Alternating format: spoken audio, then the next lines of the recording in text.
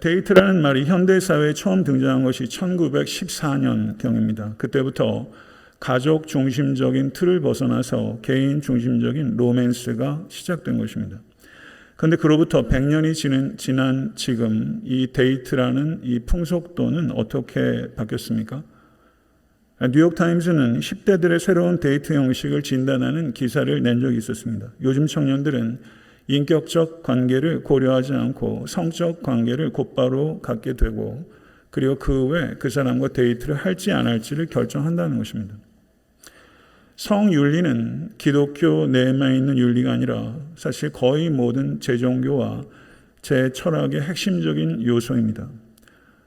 오늘 말씀을 통해서 기독교, 성경에 하나님께서 얘기하는 성윤리는 무엇이며 하는 것을 우리가 바르게 이해하고 성적 부도덕을 예방하고 성적 성결의 가치가 왜 중요하며 그리고 더 경건하고 더 풍성하고 더 아름답고 더 건강한 결혼관계의 신비를 우리가 나눌 수 있는 계기가 될 수 있게 되기를 바랍니다.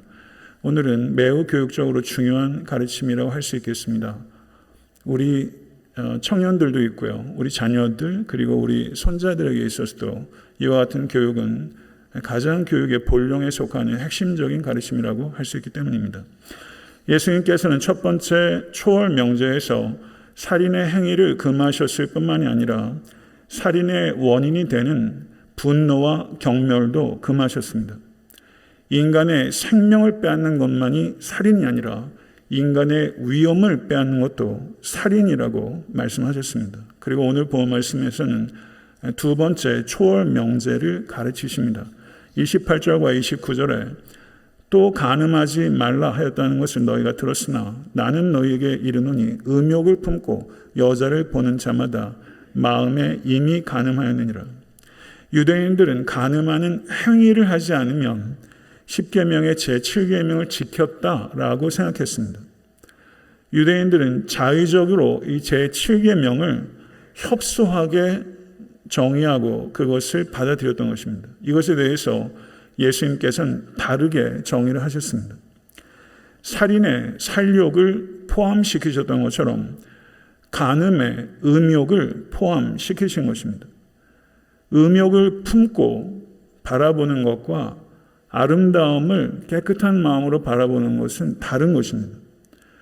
음욕을 품고 쳐다보는 것은 의도적으로 상상을 통해 성적인 욕망을 스스로 불러일으키는 행위라고 할 수 있습니다. 예수님께서는 단호하게 부적절한 상대와 성적인 상상을 하는 것도 반대하시면서 더 높고 더 깊은 수준의 간음을 재정의하신 것입니다. 여기서 예수님께서 말씀하신 간음의 의미가 결혼한 사람에게만 해당하고 결혼하지 않은 사람들, 청년들에게는 해당하지 않는다라고 주장한다면 그것은 궤변입니다. 예수님께서는 결혼 유무에 따라 윤리를 구별하여 가르치시려고 하지 않으셨고 예수님의 가르침의 핵심은 성적 순결의 중요성을 강조한 것입니다. 그리스도인들은 기혼자뿐만이 아니라 미혼자에게도 성적 순결을 지키라는 부르심을 받은 사람입니다. 하나님께서는 우리들의 몸과 입술과 마음이 정결하기를 원하십니다. 믿으십니까? 결혼이란 무엇입니까? 결혼은 한 남자와 한 여자의 신성하고 배타적인 연합으로서 하나님께서 맺어주셔서 하나님과 사람들 앞에서 공개적으로 서약함으로 시작되며 성관계를 통해서 완성되고 영속적인 상호지원의 동행이 발생하고 대개의 경우는 자녀가 선물로 주어지며 한 사람이 죽음으로 끝이 나는 Divine Covenant, 신성한 언약 관계입니다. 제가 여태까지 성경을 연구하고 여러 많은 책들을 통해서 결혼에 대한 가장 함축적이고 성경적 정의는 제가 지금 내린 그 정의라고 저는 확신합니다. 개개인이 하나님의 영광을 위해서 존재합니다. 받아들이십니까? 개개인이 하나님의 영광을 위해서 존재하듯이 결혼도 하나님의 영광을 위해 존재하는 것입니다. 그러므로 우리가 결혼에 기대하는 것은 하나님께서 결혼에 대하여 기대하는 것과 일치해야 하는 것입니다. 행복한 결혼의 열쇠는 행복한 결혼을 추구하는 것이 아니라 하나님의 영광을 추구하는 것입니다. 하나님께서 결혼을 주신 것은 부부의 욕구와 필요를 채우도록 주신 것이 아니라, 분명히 그런 측면이 있음에도 불구하고 결혼을 주신 것은 부부의 욕구와 필요를 채우도록 하기 위한 것이 아니라 부부로서 함께 하나님을 섬기도록 주신 것입니다. 그러므로 결혼은 하나님을 섬기기 위한 결혼이라고 표현할 수 있는 것입니다. 이렇게 결혼에 대해서 이해하게 되면 이 이해의 근거에서 성적 관계를 너무 중요하게도 너무 사소하게도 여기지 않게 되는 것입니다. 그런데 현대 문화는 성이 인간성에 있어서, 인간됨에 있어서 최상층부를 차지한다고 호도합니다. 성을 인간의 가장 흥미진진하면서도 가장 결정적인 영역으로 축혀 세우기에 여념이 없습니다. 듀크 대학의 저명한 기독교 윤리학자인 스탠리 하워워즈라는 좋은 학자가 있습니다. 그가 이런 말을 했습니다. 성은 그리스도인이 할 수 있는 가장 흥미로운 활동이 아니다. 훈련을 받지 않은 개들도 짝짓기를 한다. 거친 표현이에요. 그런데 틀린 말이 아닙니다. 성은 그리스도인이 할 수 있는 가장 흥미로운 활동이 아니다. 성적 결합은 하나님께서 인간에게 주신 귀한 축복의 선물임에 틀림없지만 인간의 가장 깊은 갈망을 채우는 것은 성적 결합이 아니라 그리스도와의 연합입니다. 성관계는 그러므로 제자리에 놓여야 합니다. 여러분의 삶 가운데, 그리고 우리 자녀손들의 삶 가운데 성관계가 제자리를 잡아야 합니다. 그러면 성관계가 제자리를 잡을 수 있도록 돕는 최고의 책이 저는 아가서라고 생각합니다. 아가서. 가장 탁월한 성경적 가르침입니다. 아가서를 보게 되면요, 시골 처녀인 술람미 여인과 왕의 사랑 이야기예요. 사랑의 시작부터 사랑이 절정을 향해 가고 결혼에 이르게 됩니다. 위기가 오고 극복하는 사랑 이야기예요. 그런데 모든 사람이 예외 없이 누군가를 사랑하게 되면 성적 욕망이 찾아옵니다. 그 욕망과 싸웁니다. 이 왕과 술람미 여인도 성적 욕망과 싸워요. 술람미 여인은 이 왕의 품을 얼마나 그리워하는지 꿈속에서도 상사병에 걸린 것처럼, 목류병 환자처럼 이 왕의 품을 그리워해요. 밤중에 자기와 사랑을 나누어 주기를 갈망해요. 그래서 아가서 2장 17절에 이렇게 표현합니다. 내 사랑하는 자야, 날이 저물고 그림자가 사라지기 전에 돌아와서 베데르산의 노루와 어린 사슴 같을지라. 그 성적 갈망을 표현한 거죠. 그런데 왕이 이렇게 말합니다. 3장 5절입니다. 예루살렘 딸들아, 내가 노루와 들사슴을 두고 너희에게 부탁한다. 사랑하는 자가 원하기 전에는 흔들지 말고 깨우지 말지어다.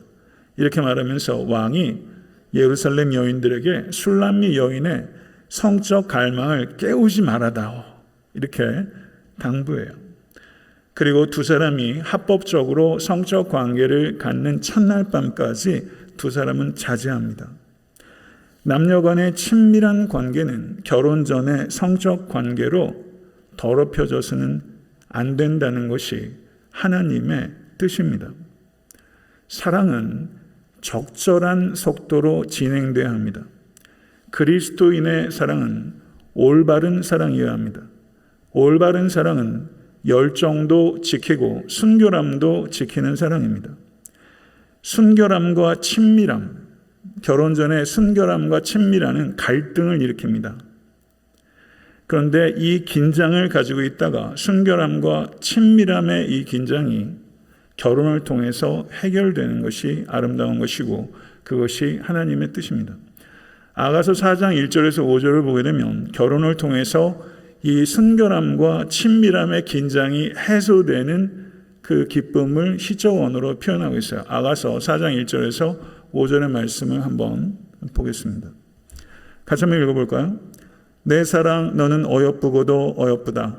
너울 속에 있는 내 눈이 비둘기 같고 내 머리털은 길앗 산기슭에 누운 염소떼 같구나. 내 이는 목욕장에서 나오는 털 깎인 암양 곧 새끼 없는 것은 하나도 없이 각각 쌍태를 낳은 양 같구나.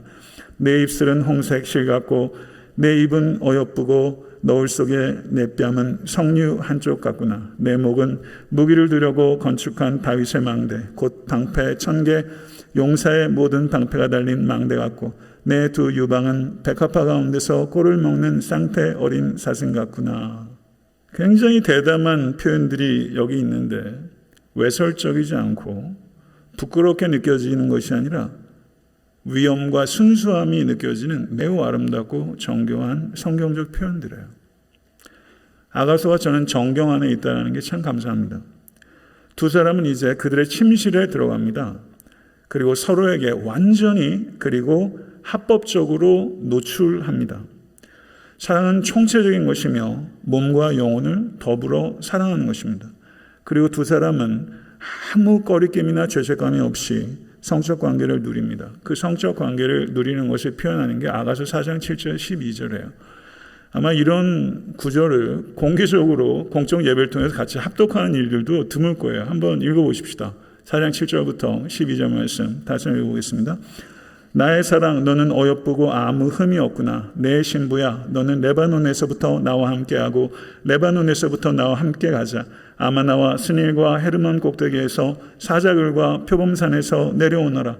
내 누이 내 신부야 내가 내 마음을 빼앗았구나. 내 눈으로 한 번 보는 것과 내 목에 구슬 한 꾸러미로 내 마음을 빼앗았구나. 내 누이 내 신부야 내 사랑이 어찌 그리 아름다운지. 내 사랑은 포도주보다 진하고 내 기름의 향기는 각양 향품보다 향기롭구나. 내 신부야 내 입술에서는 꽃방울이 떨어지고 내 혀 밑에는 꿀과 젖이 있고 내 의복의 향기는 레바논의 향기 같구나. 내 누이 내 신부는 잠근 동산이요 덮은 우물이요 봉한 세미로구나. 첫날 밤에 성적 관계를 이렇게 표현했어요. 왕은 아가서에서 처음으로 이 술람미 여인의 신부라고 표현해요. 한 신학자가 멋진 표현을 했습니다. 유쾌한 무력감이라고 표현했어요.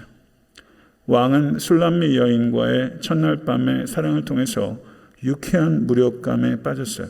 눈으로 보고 손으로 만지고 귀로 듣고 코로 냄새를 맡고 혀로 맛을 보는 인간의 모든 감각들이 총동원돼서 서로에게 깊이 몰입합니다. 여기에 혀 밑에는 꿀과 젖이 있고 이런 표현이 있어요. 꿀과 젖이 있고 가나안 땅을 표현할 때 젖과 꿀이 흐르는 땅이죠. 그러니까 성경 기자는 분명히 가나안 땅을 염두에 뒀을 겁니다. 하나님께서 이스라엘 백성 전체를 위해서 약속의 땅을 준비해서 주신 것처럼 하나님께서 남편을 위해 아내를 약속의 땅으로 준비해 주신 것이다. 여기 보게 되면 잠근 동산과 덮은 우물과 봉한 샘이라는 표현이 나타나면서 술람미 여인의 성적 순결함을 표현해요.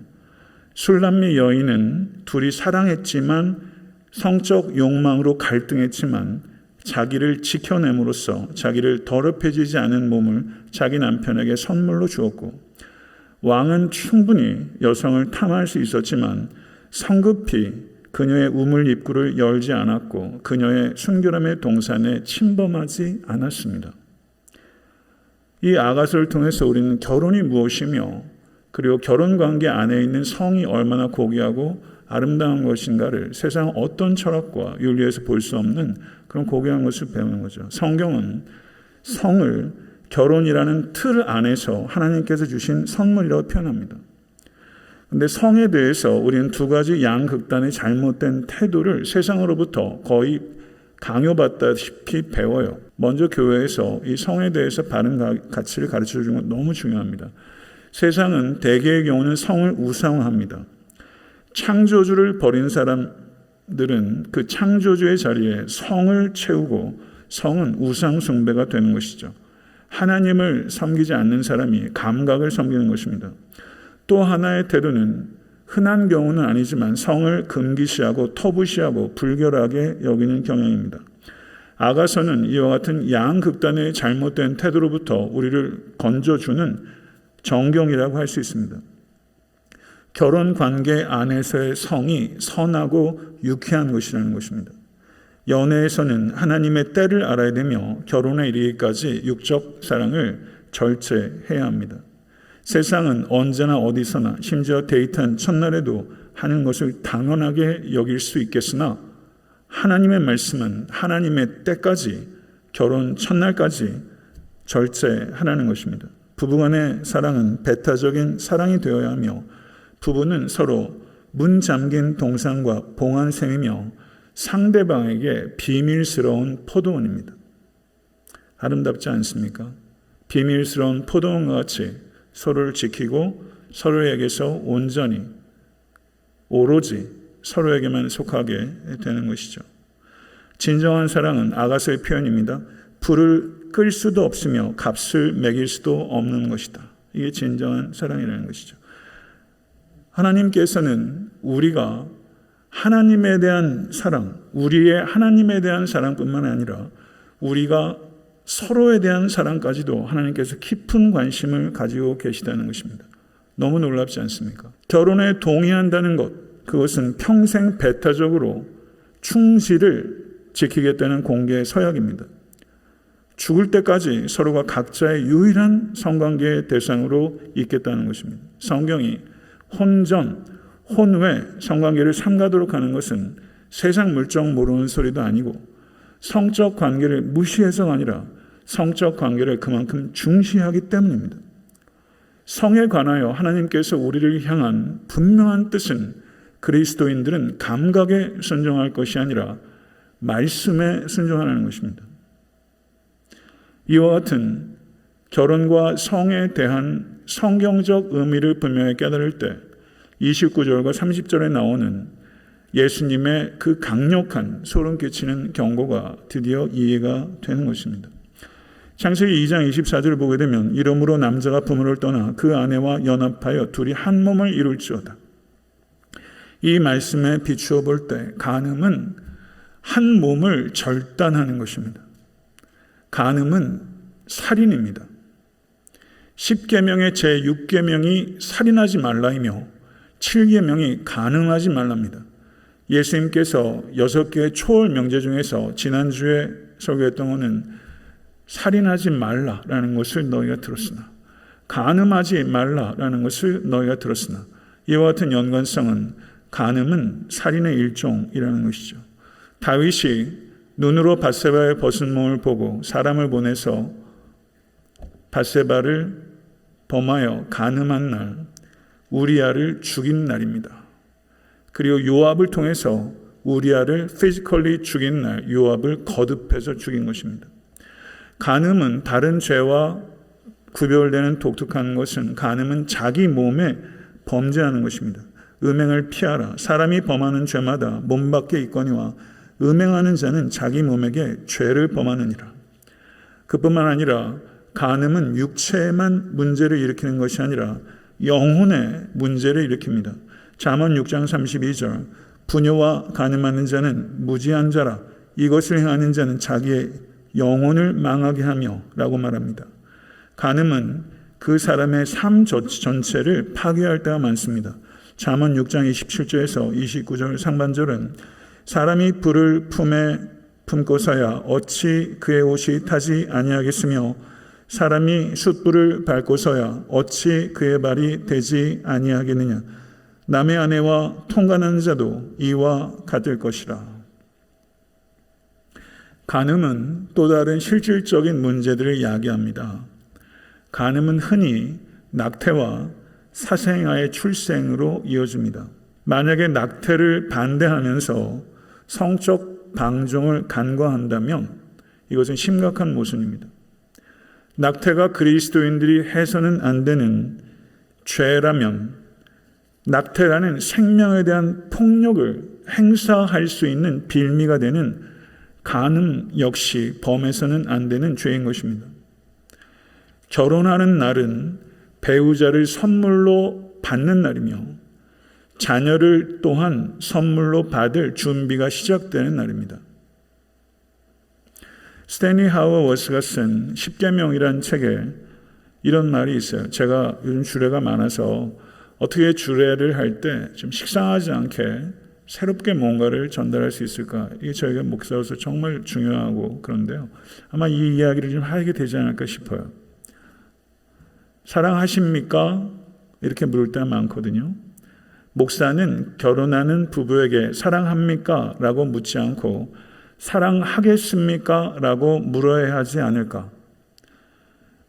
사랑은 결혼의 동기가 아니라 결혼을 통해 앞으로 맺게 될 열매 혹은 소명으로 정의되어야 한다. 사랑은 감정이 아니라 헌신, 약속, 하나님과 상대방이 우리에게 주는 선물에 보답하기 위해 하나님과 상대방에게 바치는 선물이다. 순교를 통해 그리스도인은 사랑의 힘을 온전히 유지한다. 배우자가 있는데 이중생활을 실행하려고 한다면 거짓말을 밥 먹듯이 해야 됩니다. 서로에게 진실을 기대하는 건 불가능합니다. 이것이 얼마나 불행한 일입니까? 제가 책을 읽으면서 이 부분을 읽는데 마음에 이게 감동이 되면서 좀 전율이 느껴졌어요. 유대인들이 대학살을 많이 당했습니다. 예수님 당시에도 유대인들이 엄청 많이 죽음을 당했어요. 그리고 2차 세계대전 통해서 유대인들이 대학살의 와중을 그런 역사적인 상황들 많이 겪지 않았습니까? 그런데 그 대학살의 와중에 유대인 부부가 기꺼이 자녀를 출산했다는 거예요. 아이들이 나서 아이슈비츠에서 죽을지 어떻게 죽을지 노중에서 죽을지 모르지 않습니까? 이런 세상에 아이들을 내놓고 싶습니까? 그런데 유대인 부부는 기꺼이 자녀를 출산했다. 이 참혹한 세상을 통치하신 이는 히틀러가 아니라 하나님이시다. 미래의 역사를 쓰시는 이는 하나님이시다. 기꺼이 출산한다. 저는 이 이야기를 책으로 읽으면서 막 소름이 돋더라고요. 간음을 저지른다는 것이 대학살의 와중에서도 믿음으로 기꺼이 자녀를 출산한 사람들에게 있어서 그 자녀의 의미를 생각한다면 우리 부모들이 자녀에게 가할 수 있는 가장 잔혹한 행위가 저는 간음이라고 생각합니다. 이제 29절과 30절에 예수님의 경고가 보다 공감이 되실 거예요. 예수님께서는 자신의 가르침의 요점을 증명하시기 위해 두 가지를 사례로 제시하세요. 만일 내 오른 눈이 너로 실족하게 되든 빼어내버리라. 내 백체 중 하나가 없어지고 온 몸이 지옥에 던져지지 않는 것이 유익하며 또한 만일 내 오른손이 너로 실족하게 하게든 찍어버리라. 내 백체 중 하나가 없어지고 온몸이 지옥에 던져지지 않는 것이 유익하니라. 예수님께서 마가복음 9장에서도 이런 표현들을 자주 쓰셨어요. 좀 무시무시한 표현 아닙니까? 그런데 예수님께서 하신 이와 같은 금지의 말씀을 문자적으로 받아들인 교부가 있었어요. 오리겐이라는 교부는 도저히 거부할 수 없는 성적 충동 때문에 스스로 거세해버렸습니다. 그런 일이 있었어요. 도대체 이걸 그렇게 적용하라는 뜻이 아닐 텐데 얼마나 갈등이 깊었으면 이것을 문자적으로 적용했을까.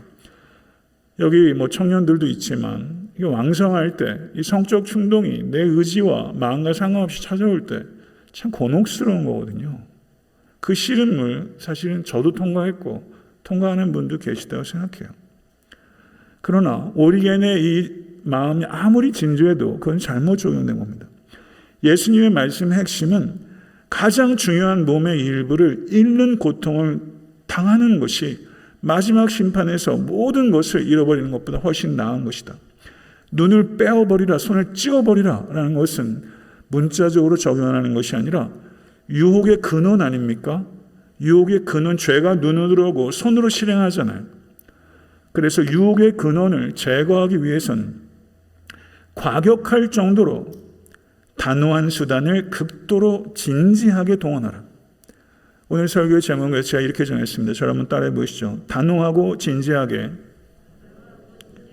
유혹의 근원을 제거하라. 이게 단지 성적 범죄에만 국한되는 건 아닐 거예요. 모든 죄에 적용해야 될 문제죠. 사도 바울께서 에베소서 5장 3절에 이 말씀을 적용하세요. 음행과 온갖 더러운 것과 탐욕은 너희 중에서 그 이름조차도 부르지 말라. 이는 성도에게 마땅한 바니라. 단호하고 진지하게 촉구합니다. 로마 문명에는 성도덕이란 말 개념 자체가 없었어요.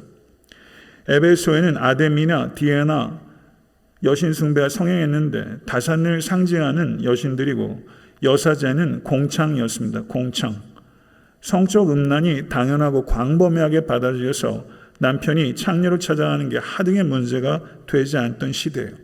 이 시대에 이름조차도 부르지 말라 하는 것은 시대 상황과 전혀 맞지 않는 성도덕, 성순교를 사도 바울께서 말씀하신 거예요. 이건 파격적이다 못해 혁명적인 성윤리입니다. 바울 시대에 그렇게 했던 것처럼 이 시대에서 성윤리, 성순결에 대해서 파격적인 이야기를 할 수 있는 공동체는 오직 교회밖에 없으며 그와 같은 가치를 살아내려고 씨름할 수 있는 사람도 그리스도인밖에 없어요. 우리가 살아오면서 이 의미를 잘 깨닫지 못하고 범죄한 일들이 혹시 있다면 회개하시고 돌이키시면 되는 겁니다. 결혼은 하나님께서 직접 만드신 제도이며 성적 결합은 결혼 관계 안에서만 주신 선물입니다. 성적 결합은 인간됨의 필수적 조건도 아니며 행복의 핵심도 아닙니다. 속지 마십시오. 참된 만족을 주시는 이는 남편도 아니며 아내도 아니고 오직 그리스도이십니다. 우리의 진정한 배우자는 예수 그리스도입니다. 우리의 진정한 갈망은 성적 결합을 통해서 해소되는 것이 아니라 예수 그리스도와의 연합을 통해서 해소되는 것입니다. 이것을 진실로 기억할 때 부부간의 사랑은 냉각을 경험하는 것이 아니라 부부간의 사랑은 더 뜨거워지고 더 온전해지게 되는 것이죠. 말씀을 맺겠습니다. 엊그제 금요일에 김영도 집사님 큰딸 율랑이가 결혼하면서 김영도 집사님이 딸을 이끌고 이렇게 오면서 저도 제 딸들을 생각했어요. 내 아이들이 아가서에 나오는 왕과 술람미 여인처럼 순결함과 친밀함의 긴장감을 결혼 때까지 지키게 해 주시옵소서. 잠근 동산이요 덮은 우물이요 봉한 샘과 같은 내 딸의 손을 잡고 내 딸을 지켜준 고마운 사위에게 견낼 수 있는 축복된 결혼식을 허락하소서. 그게 제가 기도하게 되더라고요. 요즘 세태를 생각하면 참 꿈같은 얘기인데요. 우리가 이런 것들을 성경적 가치를 정말로 이해하고 이해할 때 지킬 수 있고요. 그럴 때 가르칠 수 있고요. 아이들이 그래야 세상의 잘못된 이데올로기를 따라가지 않고 하나님의 이 아름다운 결혼과 이 신성한 성적 관계, 이 깊이 있는 이 신비를 맛볼 수 있는 것을, 그 기회를 우리 아이들이 놓치지 않게 되기를 간절히 소원합니다.